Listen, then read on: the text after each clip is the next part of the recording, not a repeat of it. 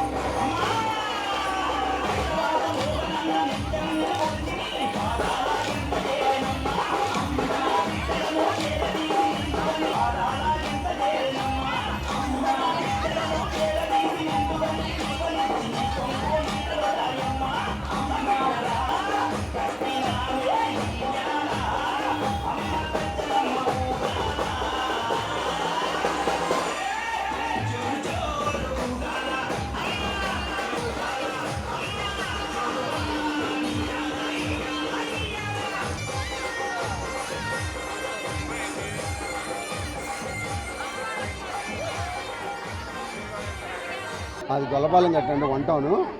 మాది గొల్లపాలెం గట్టు అమ్మవారు సారి మొదలెట్టిన కానీ అమ్మవారి దేవస్థానంలో సారి ఎప్పుడైతే మొదలెట్టారో గత 8 సంవత్సరాల నుంచి మేము సారి చేస్తున్నామండి. ఈ కొండ మీద అందరూ కలిసికట్టుగా చేసుకునే సంబరం అండి.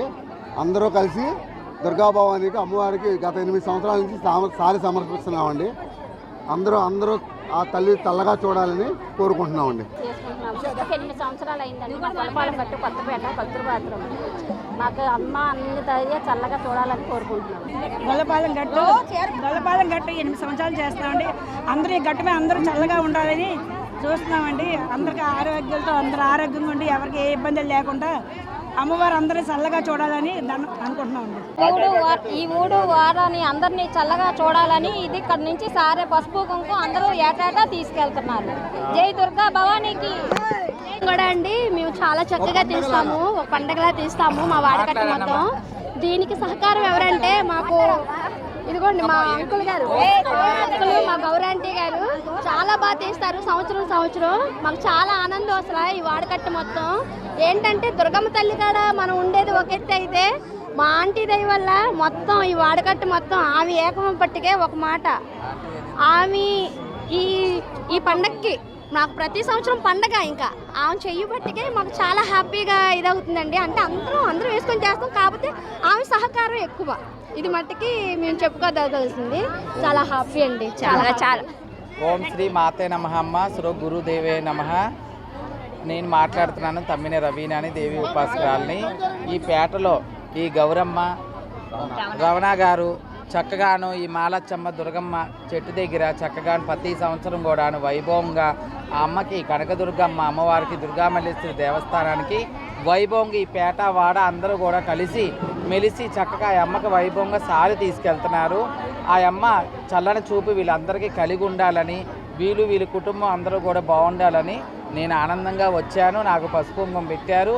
వీరి కుటుంబాలు అందరూ కూడా చల్లగా ఉండాలి. సర్వే జన సుఖనో భవంతు. జై మాత.